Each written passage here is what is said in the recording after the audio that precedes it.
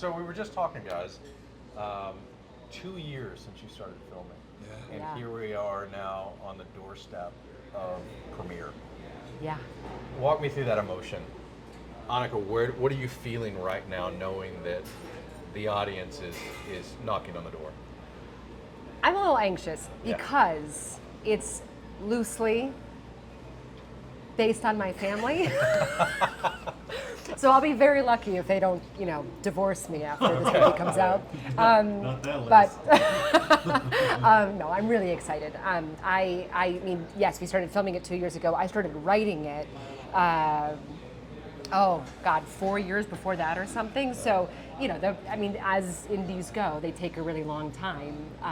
And so it is wild to feel like, the whole time you're writing something and making it and posting it, you're hoping it's going to land on an audience, but it takes a long time to get to the point where you find out if it does or not. Yeah, and it's indie film, like you never know.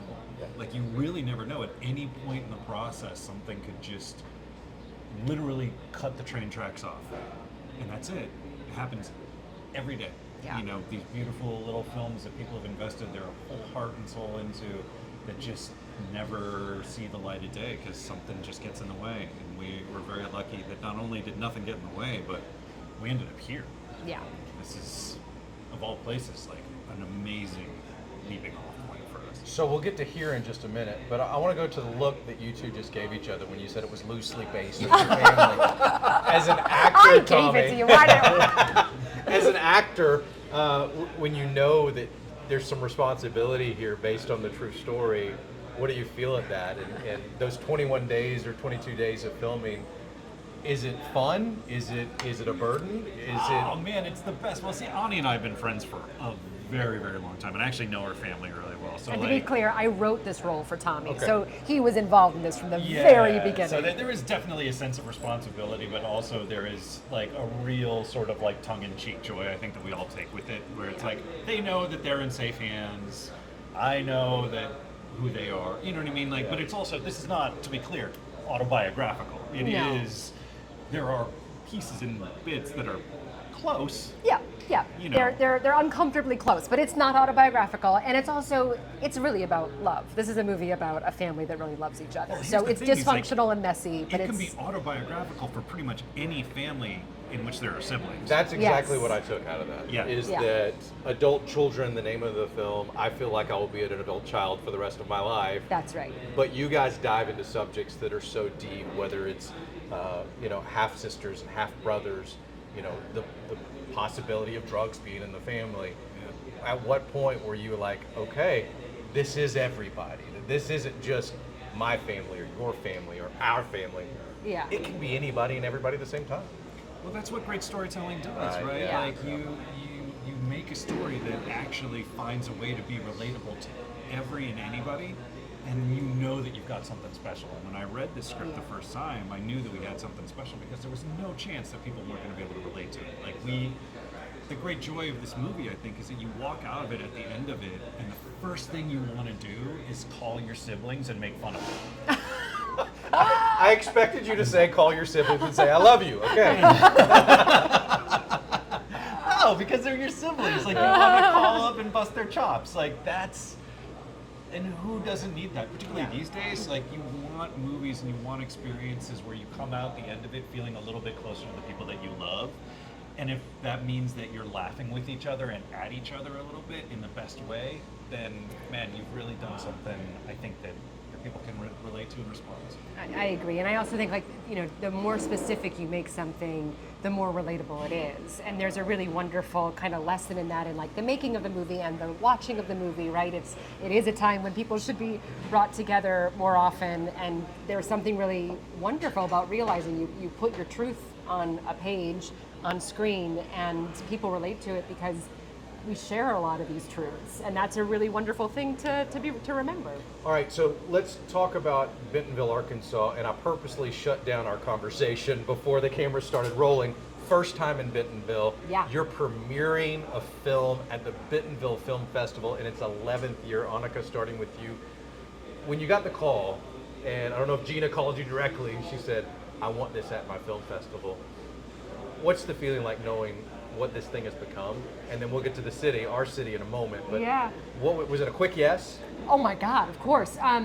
She did not call directly, but that did not dampen my enthusiasm. No, I wanted to be at this film festival since I read that it was starting, I guess 11 years ago, for all the reasons. I mean, because of the people who founded it, because of where it is, and because of the mission behind the festival, which is so exciting.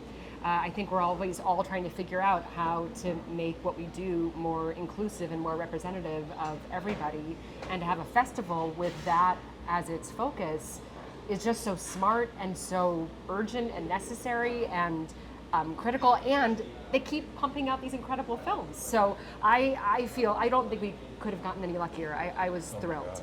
No, this is, I mean, I think from the very beginning we felt like if this was going to be our world premiere, if we could land Bentonville as our world premiere, that we would feel incredibly lucky and really very thrilled. And the fact that it happened, it's kind of a dream come true. You know, I mean, everybody's been so unbelievably supportive, but you have to understand that the reputation this film festival has within the industry is huge. Even, 11 years in, like, that's actually, in terms of film festivals, that's not all that long. Right.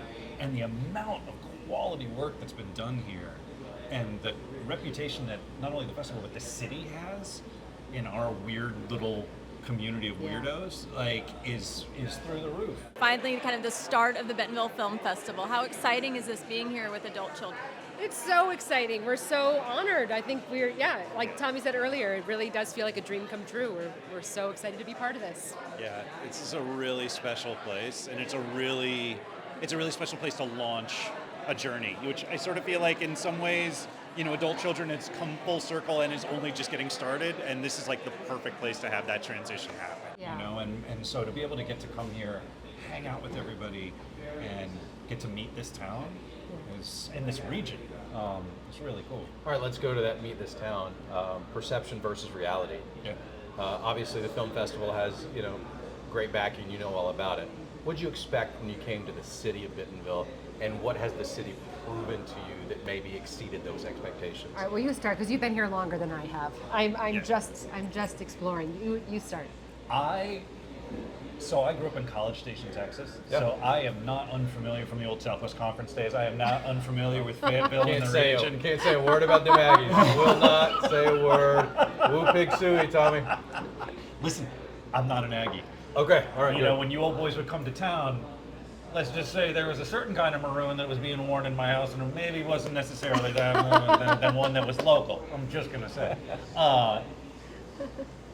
But I have been familiar with the region for a minute, so I half expected a little bit of what College Station is when I came into town.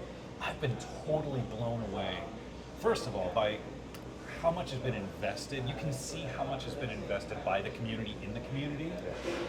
And that's not something that I want to say, like, it's not rare that people care about the towns that they live in. Obviously, people all care about the towns that they live in.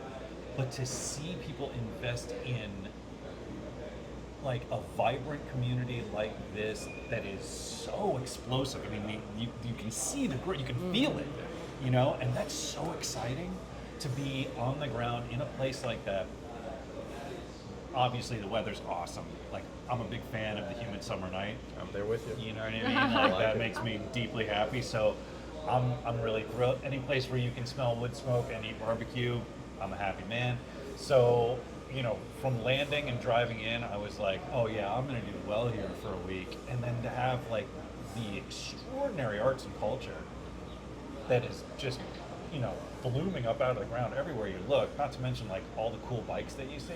Great. All right. And an Tee it incredible up. museum. I know. I was going to say that I've always wanted to visit Bentonville. I mean, it was a hope for the festival, but even if I hadn't, I wanted to come see the museum. So I agree with Tommy. I think to find a place that feels like quaint and southern and all the things you might expect, plus have all of this art like teeming under the surface. I think it's an incredibly special thing. So I think we feel very lucky, very excited. We get the whole week here, get to explore all the restaurants, and yeah, we're excited. I also just appreciate a place where there's like arts and culture where people still have their feet on the ground. Exactly. You know what I mean? Like you can still feel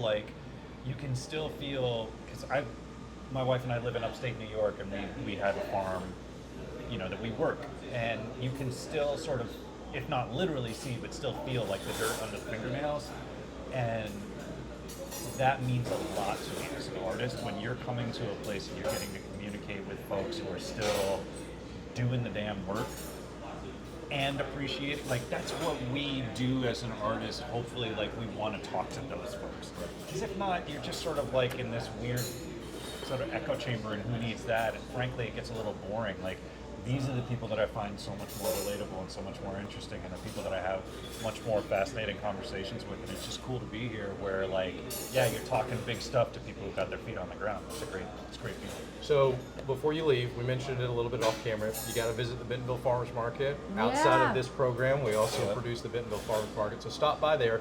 As we wrap up, people that may want a mass release of adult children, when are they going to get it? How can they consume this if they can't come to a film festival?